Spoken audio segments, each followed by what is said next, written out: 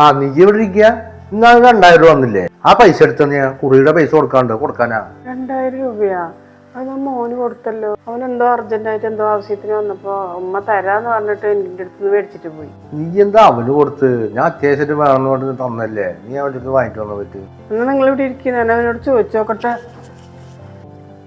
മോനെ, നാള് എന്റെ കയ്യിൽ മേടിച്ചില്ലേ 2000 രൂപ? അത് ഉപ്പാടെ കുറിയുടെ പൈസയാണ് ഇത്ര ഇപ്പൊ വന്ന് ചോദിക്കുന്നു. അയ്യോ ഉമ്മ, അത് ഇന്നലെ കൂട്ടുകാരന്മാരൊപ്പം പുറത്തു പോയപ്പോ ഭക്ഷണം കഴിച്ച ചെലവായിന്നാ? ഉപ്പാടെ കുറി പൈസ കൊടുക്കാനെന്ന് പറഞ്ഞിട്ടല്ലേ എന്നാ നിനക്ക് തന്നത്?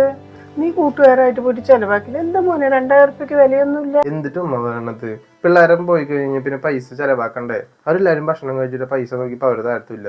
അവസാനം ഈ 2000 ഉള്ള കാരനാണ് ഞാൻ അടുത്ത് കൊടുത്തത്. എന്നെ ഒന്നും പറഞ്ഞിട്ട് കാര്യമില്ല മോനെ. ഉപ്പ ചോദിക്കണ്ട്. ഇപ്പൊ ഞാൻ എന്താ പറയാ?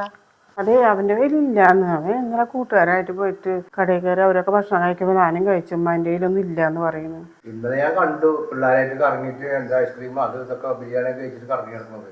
2000 രൂപയ്ക്ക് വില തന്നെയാട്ടാ. മനസ്സിലായില്ല? എന്റെ ചെക്കനോട് പറയും, പണിക്ക് വല്ലതും പോകാൻ പറയും. എനിക്കറിയാം ഈ മോൻ ചോദിച്ചപ്പോൾ മോൻ കൊടുത്തിട്ടുണ്ടാവും. ഞാൻ അത് കാരണം കൂടുതൽ പൈസ ഞാൻ കൊടുത്തു. അവര് പിള്ളേരുടെ കൂടെയൊക്കെ പോകുമ്പോ പിന്നെ അവന്റെ കയ്യിൽ പൈസ ഒന്നും ഇല്ലല്ലോ. അതുകൊണ്ട് അങ്ങനെ എന്തെങ്കിലും കഴിച്ചതാവും പുറത്ത് പോയിട്ട്. അവനോട് ഞാൻ പറയാ നാളെ പണിയുണ്ടെന്നൊക്കെ പറയുന്നത് കേട്ട്.